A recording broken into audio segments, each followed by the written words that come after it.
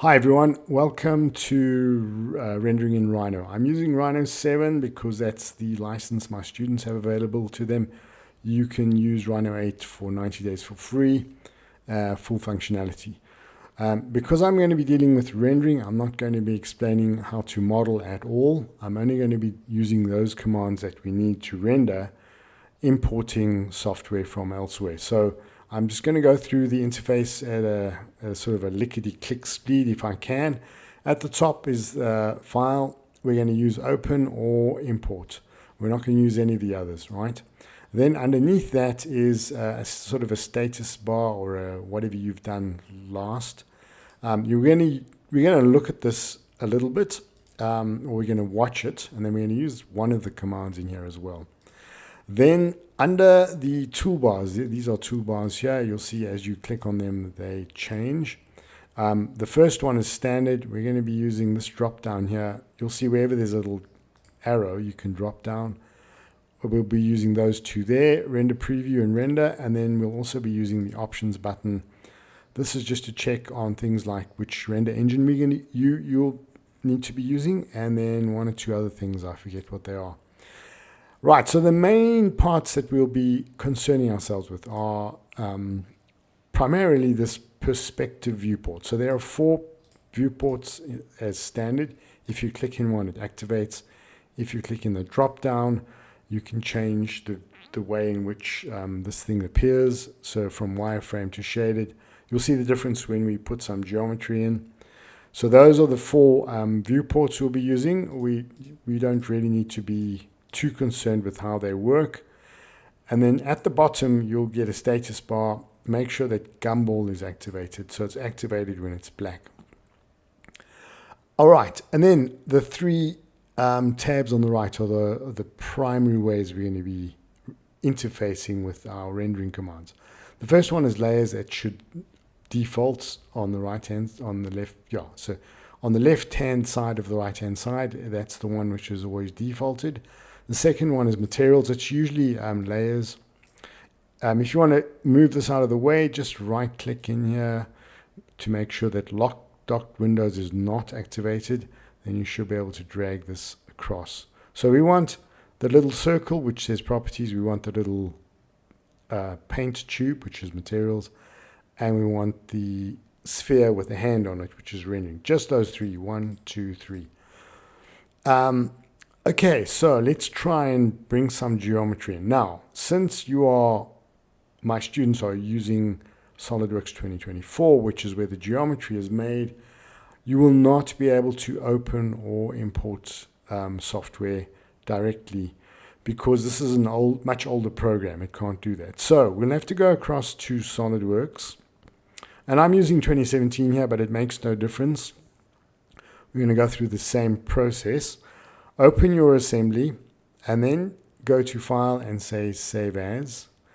And under Save As, navigate to a place where you want to save this file. Now I've created a folder here called STP. You just right click and say New Folder. All right, and I've named it STP. I've actually got an item in there already, but I'm going to remove it just to show you what to do. So we're going to save it as an step AP214 or 203, but 214 is a better standard. Just select that one. I'm going to see if I can get rid of this and delete. Can we delete? Yes, we can. All right, so I'm going to save this as that STP, just the whole assembly. Don't have to worry about anything else. It says it exists. I'm going to replace it. Say no, or just make sure that all of your components that you want seen are available. Otherwise, it won't bring them through. We'll minimize this, and then we can do a bit of geometry. Okay, so I'm going to cut this video at this point. I'm going to import the geometry and show you how to move it. So I'm navigating back to that folder and making sure that, because this will default to Rhino, I think, 3D models. Nothing will appear until you go to the bottom right-hand corner and you select the kind of file that you want. So we're looking for step files. We want to import step files. There it is there. There's that file which I've just saved as a step file. If I click in here, it's going to give me this import options dialog box. Just say okay, don't worry about it. Okay, so I'm actually not going to end it straight away, because let me show you what's most important about this item.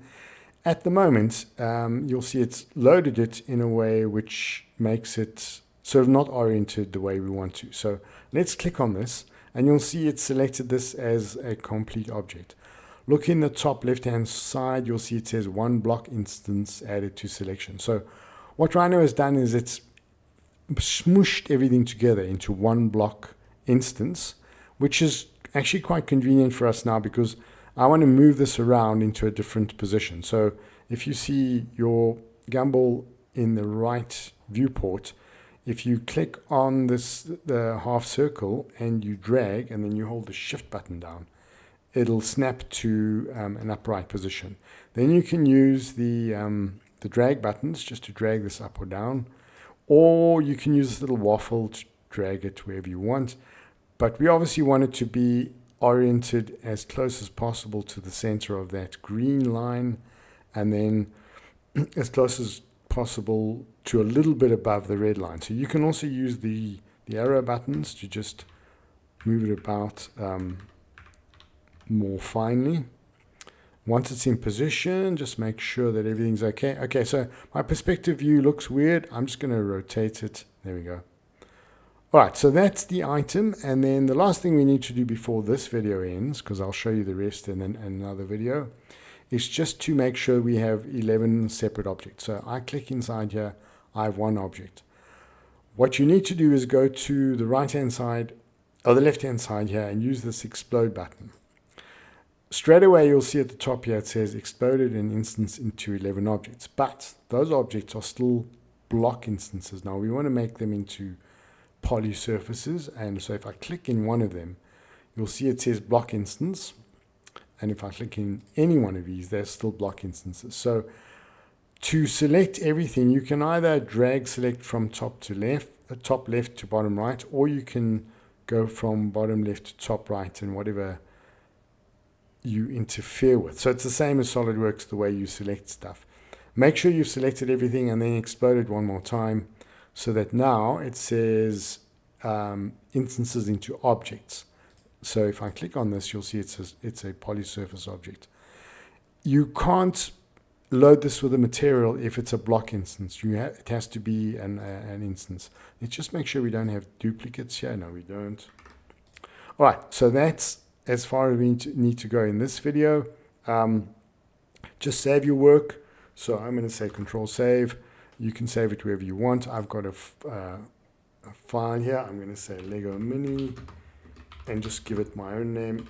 In this case, I don't care how you name it, because you're not going to show me this file in any meaningful way. All right, so we'll see you in the next video, and we'll do some rendering in that video.